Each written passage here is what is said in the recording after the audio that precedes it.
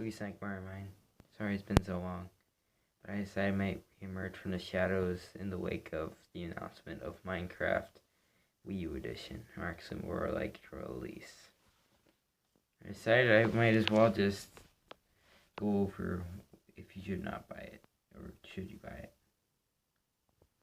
Firstly, the Wii U is a very good system. It's very underrated and such, but it doesn't really isn't as powerful as the PS4. Now, I'm guessing you probably are going to be like very snobby, being that you already know the Wii U isn't as good as the PS4 or gaming PC or anything.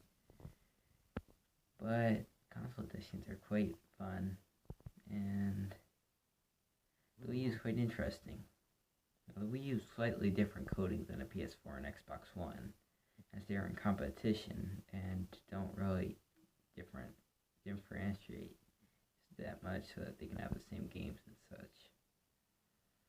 And they are able to keep up the new updates faster. The Wii U edition, however, is different, so it's going to be a little bit longer per update.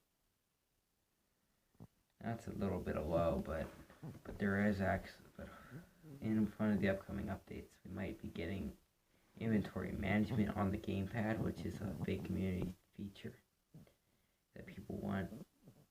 It's an idea that's been speculated since the announce. It wasn't made official yet, but it is a good idea. And not really much has been spoken about the idea, but people know they want it. And so does Mojang and 4J. And then the Wii U edition has the world size of an Xbox or PlayStation 3. Xbox 360 or PlayStation 3. Which is the tiny 840 something by 840 something. Instead of the 2000 and some by 2000 some of the next gen. And at those sizes, it basically means that we basically won't end up getting as large worlds, being that they're huge compared to the other generation. The Wii U probably could handle the PS4, Xbox One's world sizes. They just didn't want to test it. But what they do allow is actually twice as many mobs to be spawned before it stops you. Which, in case you don't know, is about 40, depending on your system. Maybe a little bit more for next gen. I haven't tested it. But yeah, and it's like been known to hit like almost 100 on the Wii U. Then again, it is the weakest next gen console. So if they're just gonna debuff something, something else is gonna be stronger. And then the what's it called? Yes, the Wii U gamepad. A lot of people are complaining that the Wii U gamepad has its buttons flipped on it. The A, B, X, Y keys it's flipped from their other consoles. And this is because Nintendo hasn't changed since their original console, aka the NES and the Super NES, or the SNES, if you prefer to call it by its slang name. And if you don't get that thing, you really need to learn, because it's not that complicated. It's actually older format than the others. It was the SNES, then the PS4 came out. Well, not the PlayStation 1 came out, and then stuff happened. Well, while we get to modern generation, stuff happens. And people are just used to the Xbox Ones and PS4s with their select keys on the bottom and their back keys on the right, which is flipped on the Wii U because they didn't change anything, because, tradition. It's not rules, they aren't meant to be broken.